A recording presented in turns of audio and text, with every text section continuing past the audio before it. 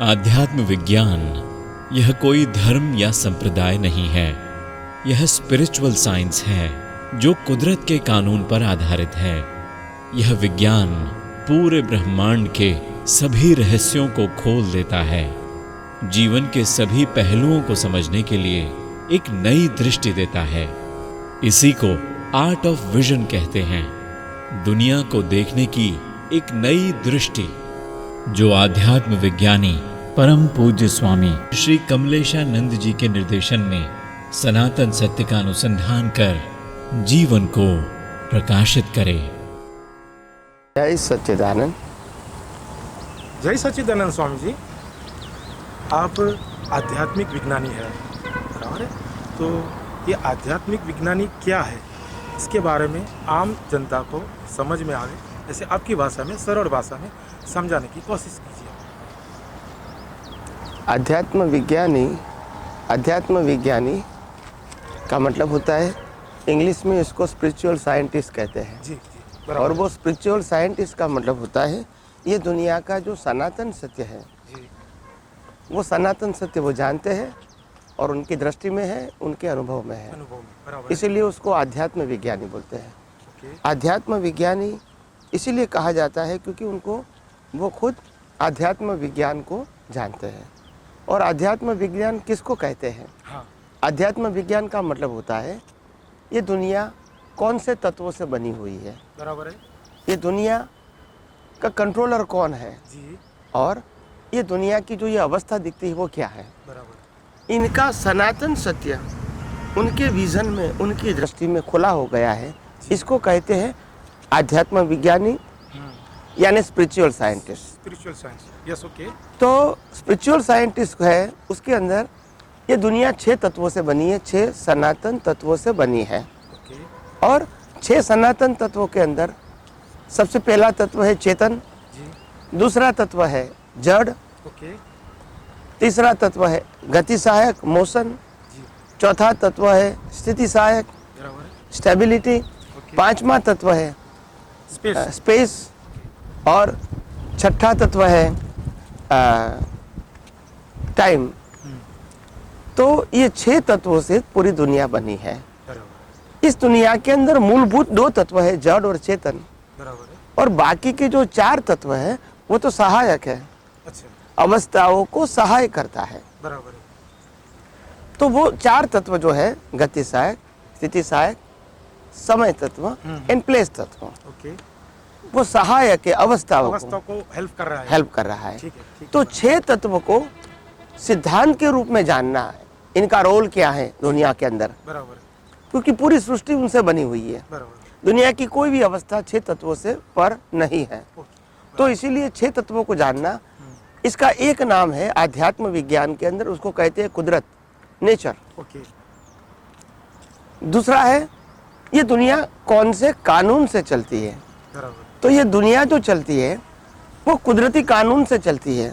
इसको इंग्लिश में कहते हैं law of nature. Okay, law of nature, तो लॉ ऑफ नेचर का मतलब होता है कुदरत का कानून, जी, जो जीव मात्र को लागू होता है। उसमें धर्म, संप्रदाय, व्यक्ति, प्रदेश का कोई इंपॉर्टेंट नहीं है। ओके, और जो कुदरत का कानून है, अगर वो कानून सबके लिए एक ही है, बराबर है, इनका काम क्या है वो पूरा समझना। तो दुनिया जो पूरी चलती है वो कानून से चलती है। दिन रात होते हैं, ठंडी गर्मी होती है, बारिश होती है, और बढ़ती ओट होती है, ये तेजी मंदी आती है, कर्म और कर्म फल, ये सब कुदरती कानून से चलता है, किसी की मर्जी से नहीं चलता है। ठीक है, ये देवलोक, नरकलोक, मध्यलोक, पशुलोक, ये चारों लोग को कौन भेजेगा? हु डिसाइडेड कि आपको कहाँ जाना है? तो ये कुदरती कानून के आधार से उनको जाना पड़ता है। तो ये कोई व्यक्ति डिसाइड नहीं करती है, कोई धर्म, गुरु या भगवान या संस्था डिसाइडेड नहीं करती है। तो ये कुदरती कानून को जानना, ये आध्यात्म विज्ञान का सेकंड स्टेप है। एंड द थर्ड स्टेप, ये जो पूरी दुनिया दिखती है 5 इंद्रियों से जो अनुभव में आती है, वो क्या है? जो 5 इंद्रियों से अनुभव में आती है वो पूरी सृष्टि है, उसको कहते हैं कुदरती रचना। यानी एवरीथिंग इज जो भी दिखाई मेक बाय द नेचर, तो इसको कुदरती रचना कहते हैं। तो आइए हम सब यही आध्यात्म विज्ञान को कुदरत, कुदरती कानून और कुदरती रचना के रूप में गौर से अगर हम समझने की कोशिश करेंगे तो मैं समझता हूँ कि पूरे ब्रह्मांड का जो रहस्य है इनमें छुपा हुआ है। हमारे जो धर्मगुरु पूर्वज थे, ऋषि मुनि थे, हमारे केवल ज्ञानियों थे, तीर्थंकर भगवान थे, और हमारे वासुदेव, प्रति वासुदेव चक्रवर्ती थे। ये सब लोग ये साइंस जानते थे, बराबर। और जानते थे इसीलिए वो उसका उपयोग भी करते थे, अनुभव भी करते थे, और अपने जीवन में आत्मविश्वास से जीते थे, क्योंकि उसको मालूम है कि दुनिया क्या है, कैसे बनी है और कैसे चलती है।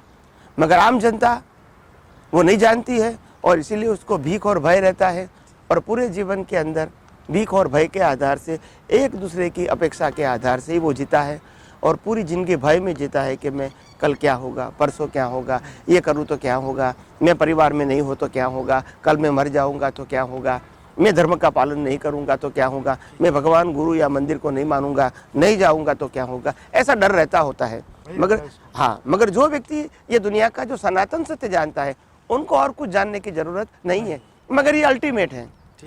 आम लोग सामाजिक सत्य के आधार से जीते हैं, उसके ऊपर जाओगे तो कई लोग धार्मिक सत्य के आधार पर जीते हैं, बराबर है। और आध्यात्म का सत्य है वो सनातन सत्य है। सामाजिक और धार्मिक सत्य दोनों रिलेटिव सत्य है, और आध्यात्मिक सत्य है वो सनातन सत्य है।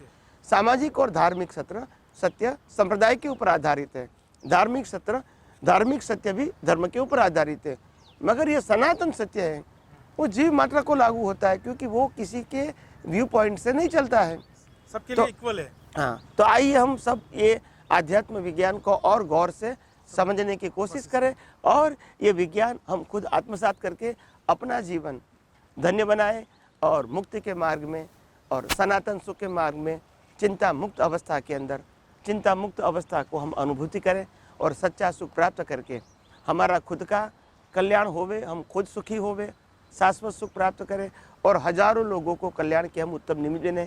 यही प्रार्थना के साथ हम यहाँ ये आध्यात्म विज्ञान का जो सब्जेक्ट है वो यहाँ समाप्त करते हैं। जय सच्चिदानंद। सर्व मंगल हो, सर्व कल्याण हो, जगत कल्याण हो। ओम शांति।